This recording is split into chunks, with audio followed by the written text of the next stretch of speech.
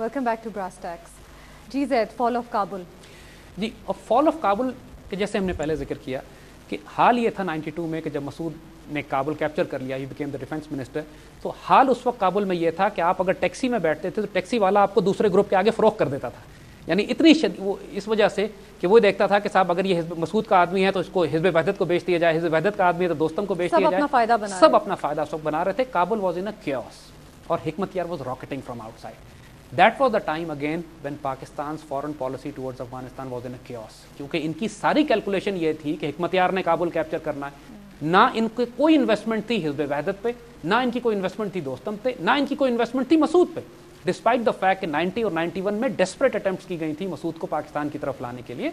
मसूद कभी भी पाकिस्तान का दुश्मन नहीं था. देखिए, ज़ाती एक्सपीरियंस से मैं आपको बता रहा हूँ कि वो बड़े मोहब्बत और प्यार से पाकिस्तान का जिक्र किया करता था. उसकी ट्रेनिंग चिराट में हुई थी, उसके भाई पेशावर में रहते थे, उसकी फैमिली सारी यहाँ पे थी, उनका आना जाना था, उनका सारा. Masood never came to Pakistan but his brothers and families used to come and go. और उसको बिटरनेस थी इस बात पे कि पाकिस्तान क्यों हिकमत यार की ज़्यादा मदद करता है और मुझे इग्नोर किया हुआ है, हालांकि आई हैव फॉट इक्वल जिहाद एज एनीवन कुड बी. सो 92 में Pakistan's foreign policy was in tatters again. We didn't know what to do. Masood was in power in Kabul. तो फिर एक और अटेम्प्ट की गई उस वक्त. यानी I had the opportunity again to be in Kabul at that time and I met Masood. और हमने फिर मसूद को कन्विंस करने की कोशिश की कि तुम पाकिस्तान आओ और जो होना था हो गया. And we'll try to redress the grievances जो तुम्हारी पुराने खदशात और दुख हैं तुम्हारे. तो मसूद ने कहा कि इंजीनियर साहब, वहाँ पे इंजीनियर और डॉक्टर करके बात की जाती है, सर गुलबदीन हिकमत यार को इंजीनियर हिकमत यार कहा जाता है. उसने कहा इंजीनियर साहब मैं पहले अपने commander in chief general Wardak को भेजूंगा. If Pakistan give him respect, Pakistan ने इसकी इज्जत की तो फिर मैं आऊँगा. वो दुखी था लेकिन फिर भी चाहता था कि पाकिस्तान से ताल्लुकात ठीक. He was hurt after. He was hurt. Naturally he was hurt. हमने उसके साथ ज़्यादती की थी, कोई शुबा नहीं है इसमें. He was an honorable and dignified man. उसने सारी उम्र जिहाद किया था और बहुत खूबसूरत किया था. और आप बहुत बड़े फैन हैं उनके.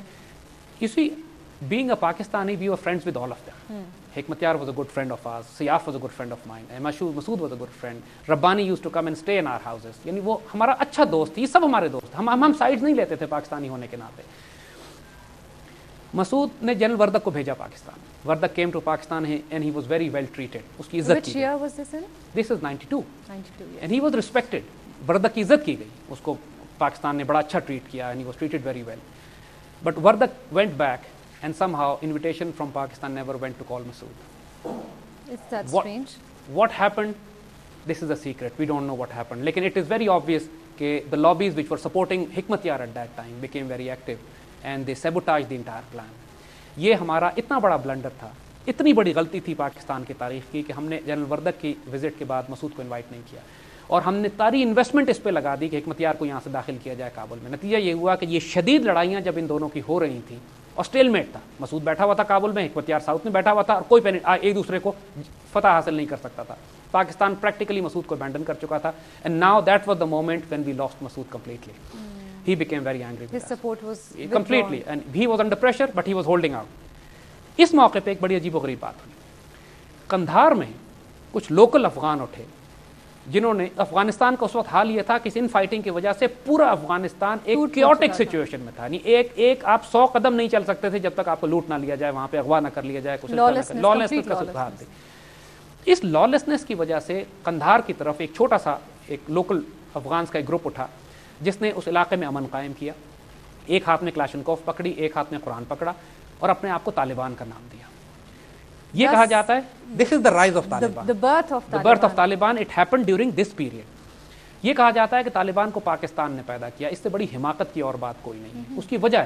उसकी वजह यह है कि 1975 से तो हम उन 6 पार्टीज को पाल रहे थे. हमारे पास टाइम ही कहां था, हमारे पास कोई और एसेट था ही नहीं. हमने तो इन 6 पार्टीज पे सारी इन्वेस्टमेंट अपनी कर दी थी कि इनमें से कोई एक अफगानिस्तान पे कैप्चर करेगा और उसमें से भी हिकमत यार पे हमने सारी इन्वेस्टमेंट की थी कि कैप्चर करेगा. और हम आखिर वक्त तक इन्वेस्टमेंट हिकमत यार पर कर रहे थे. तालिबान जो साउथ से उठे हैं, तो ये बात आप नोट कीजिएगा कि तालिबान ने अफगानिस्तान पर जंग से कब्जा नहीं किया, क्योंकि जिस इलाके में ये जाते थे ये इमोशनल अपील करते थे कि हम कुरान लेकर आए हैं और अमन कायम करेंगे. तो लोग खुद बखुद इनके साथ मिलना शुरू हो जाते थे. You see, Afghan at that time it was a requirement to be aggressive. Afghan society में जो क्योस था, जो लॉ एंड ऑर्डर का क्राइसिस था, उस वक्त सख्ती ना की जाती तो अफगानिस्तान काबू में आने वाला मुल्क नहीं था. अफगानिस्तान सोसाइटी में 20 साल की जंग के बाद आप सोचे शिद्दत कितनी होगी और असलाह कितना होगा और लॉ एंड ऑर्डर सिचुएशन कितनी बड़ी होगी. कोई गवर्नमेंट प्रैक्टिकली अफगानिस्तान में नहीं थी, तो whole it was a lawless country, headless state, उसमें ये उठे तमाम जिहादी तंजीमें जो उस्ताद सयाफ की, रब्बानी की, खालिस की, रब्बानी की नहीं बल्कि खालिस की, मुजद्दिदी की, गिलानी की, जितनी जिहादी तंजीमों के कमांडर्स थे वो डिफेक्ट कर करके तालिबान से मिलना शुरू हो गए.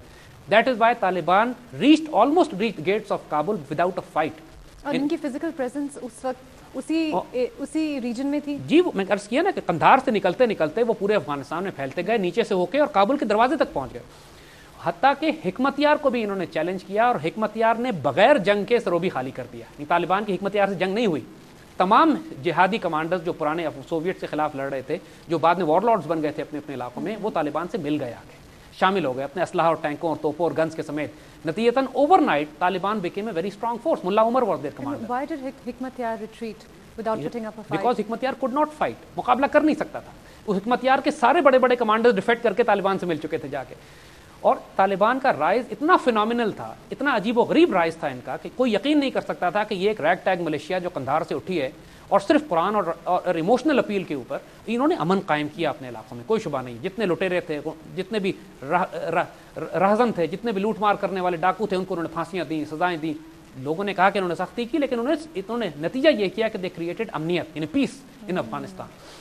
और अफगान उस जमाने में लिटरली हाल ये था कि if you ask them what you want, तो एक तरफ वो कहते थे कि नान और अमनियत, यानी bread and peace. All what they wanted was this, nothing else. Islam was not an issue at that time. तो उस वक्त तालिबान प्रैक्टिकली काबुल के दरवाजे तक पहुंचे. हिकमतियार भी रास्ते से निकल गया. अब तालिबान और मसूद का तसादुम था और पूरे अफगानिस्तान में लोग ये समझते थे कि तालिबान को पाकिस्तान ने पैदा किया है. Pakistan didn't even know where they came from, to be honest. इसलिए कि Masood himself thought exactly, because पूरे अफगानिस्तान में कोई मान ही नहीं सकता था इस बात को कि तालिबान खुद ब खुद उठ के यहाँ तक नोवेयर यहाँ तक पहुंच गए. और सारे जितनी जिहादी तंजीमों के कमांडर्स थे वो अपने असले समेत डिफेक्ट करके इनमें शामिल हो गए. मुल्ला उमर बिकेम देयर अमीर. पहले इन्होंने अमन भी कायम किया अपने इलाकों में. तालिबान जहां जाते थे पहले वहां खबर पहुंच चुकी होती थी कि पिछले इलाके में अमन कायम हो चुका है, तो लोग वेलकम करते थे. तो काबुल तक इनकी कोई जंग नहीं हुई. इनकी पहली खुरेज जंग काबुल के दरवाजे पे हुई अहमद शाह मसूद से. And Masood beat them back. पहले हमले में तो इनको शिकस्त थी, लेकिन तालिबान रीऑर्गेनाइज, रीग्रुप, और जब मसूद ने यह देखा कि अब वो मज़ाहमत नहीं कर सकता है तो उसने काबुल खाली कर दिया. और बाकी हिज़्ब वहदत भी पीछे हट गई, मसूद भी पीछे हट गया. एंड तालिबान 1995 में they captured Kabul. And this is where the Taliban government was established. Masood retreat करके पंशेर वैली में चला गया. लेकिन दिस वाज द टाइम कि जब मसूद और पाकिस्तान के दरमियान खुरेज एक खुरेज दुश्मनी बन चुकी थी. यानी मसूद और उसके तमाम साथी ये समझते थे कि हमको ये इस हाल में पहुंचाने में पाकिस्तान का हाथ है. जो गलतफहमियाँ, जो गलतियाँ, जो कोताहियाँ हम 1990 से कर रहे थे, उसकी शदीद सज़ा हमको 95 में उस वक्त मिली जब मसूद हमारा खुरेज दुश्मन बन गया. Kabul in 1995. We will continue from this point onwards. वक्त हुआ एक ब्रेक का.